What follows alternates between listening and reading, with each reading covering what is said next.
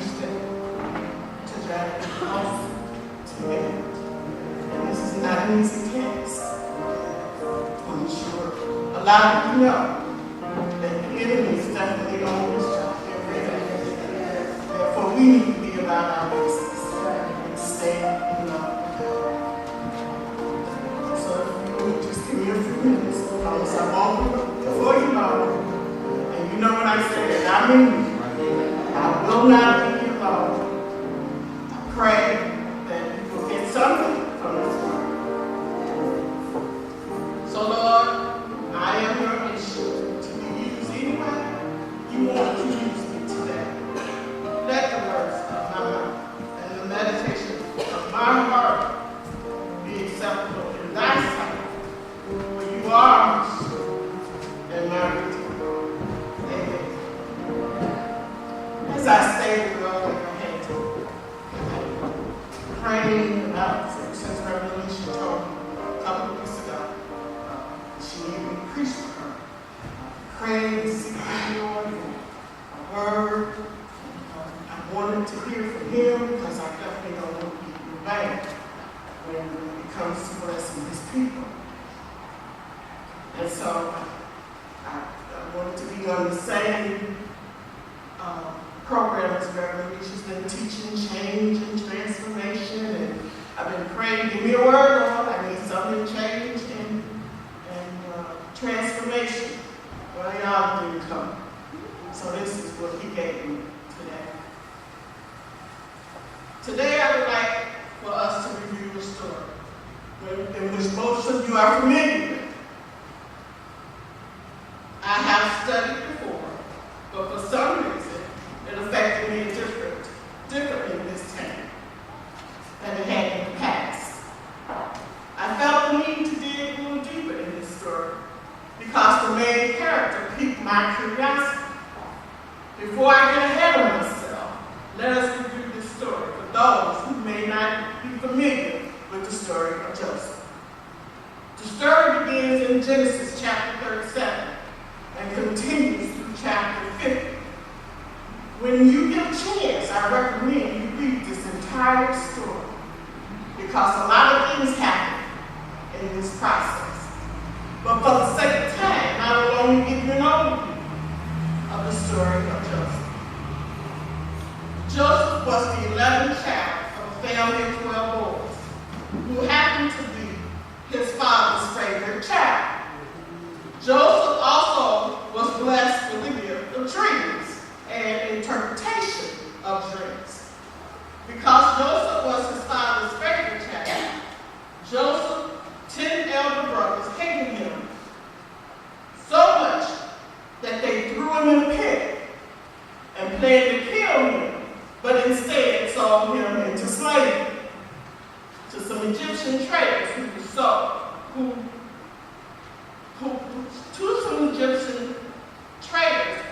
sold him to Potiphar, who was the captain of the palace guards of a prison in Egypt. The Bible said, but God was with Joseph, and this made him successful in everything that he did. And Potiphar noticed it and put him in charge of his house and all of his business affairs. From the time Potiphar put Joseph in charge of his household and all that he owned, the Bible said the Lord blessed the household of the Egyptian because of Joseph. Now, some of you would say that Joseph was easy on the eyes, or he's eye-candy.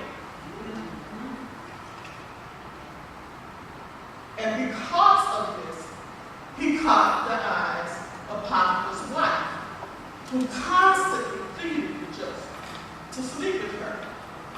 And he constantly refused her advances. He told her, my master is not concerned with anything in this house. Everything he owns, he entrusted it into my care. No one is greater in this house than I am. My master has withheld nothing from me except you, because you are his wife. How could I do such a wicked thing? To sin against God. Notice Joseph was concerned about sinning against God and not her husband. So Sister Girl decided to set the brother up. And one day, when no one was around, Miss Potiphar cornered Joseph and demanded that he sleep with her. But instead, he fled from her and left his shirt behind. Of course, Miss Potiphar falsely accused Joseph of making advances to her and Joseph was thrown in prison. The Bible said, but God was with Joseph, and Joseph was soon put in charge of all the other prisoners. While there, Joseph used his gift of interpretation to interpret the dream of the king's cupbearer, of who promised not to forget him once he was out of prison. It wasn't until 2 years later that the cupbearer remembered Joseph, because no one in the Pharaoh's kingdom could interpret Pharaoh's dreams. Joseph told Pharaoh that there would be 7 years. Joseph was called to interpret the dreams and told Pharaoh that there would be 7 years. The land would be fruitful, and then there would be seven more years that the land would be dry, that it will not be fruitful. So he told them in the 7 years that it would be fruitful, you need to store up more goods for the 7 years that it won't be fruitful. After interpreting the Pharaoh's dream, Joseph was appointed over the entire land of Egypt. The story does not end there. Because of the famine in the land, because of the famine in the land, the very ones that threw him in the pit and sold him into slavery had to come to him in order to survive. It is important for me that you know the story, because after all, after what Joseph went through, he never complained about why all this was happening to him. Nor did he have any revengeful spirits in his heart. Instead, he brought his entire family to Egypt, so they would not want for anything. As I studied this story about Joseph, what fascinated me the most, that the dramatic events that Joseph had incurred in his life, but not the events that he had What fascinated me the most about Joseph is that he didn't dwell on the things that happened to him in his life. What fascinated me was his character. He was a man with integrity and honor, without bitterness or malice. I finally understand what it means to be a part of the Master's plan.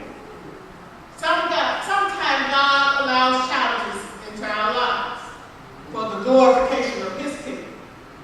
In exchange, He will take you from your pit to your palace. I just stopped by here to tell somebody today, what is your pit?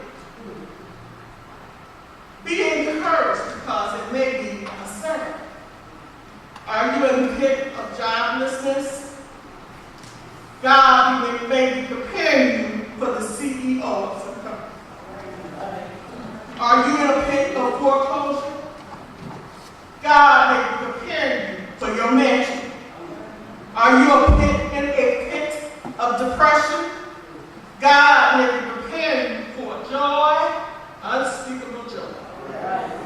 When you are facing a setback, develop a Joseph attitude and know that God is with you, and God is preparing you for your past, whether it's here on earth or in heaven. You ask me how I know? Because God said so. If you don't believe me, ask Martin Luther King. God used like the king to bring us out of a pit of segregation. And for His faithfulness, He testified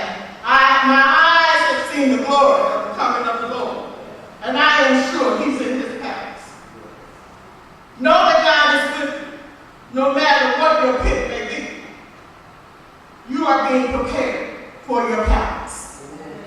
And the reason why I chose this sermon today is because since Rev has asked me to preach, I have been having a real serious pit pop.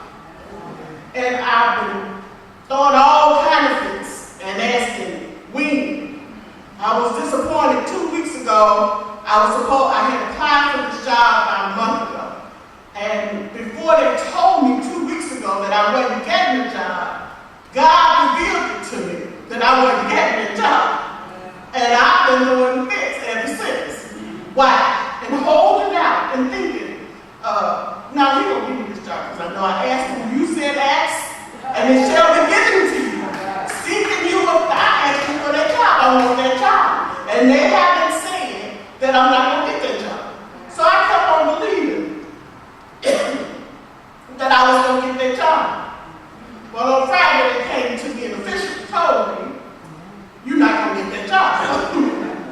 And so I've been mad at God. He knew I can't have it. He knows anyway. He sees your heart. And so I said, as I was seeking the story, Joseph came to me. And it was like he went through a lot. He didn't ask God why. He just said, my master, why I am not going to sin against my master. Whereas in the story, we thinking he's talking about Pharaoh. But he said, why should I sin against God? He wasn't talking about Pharaoh being his master. He was talking about God being his master. So I tell you today, be prepared to come up out of your pit because God has a challenge for you. And I am content in whatever situation I find myself in because I know God is preparing me for my past. And I give you that today. And I'm going to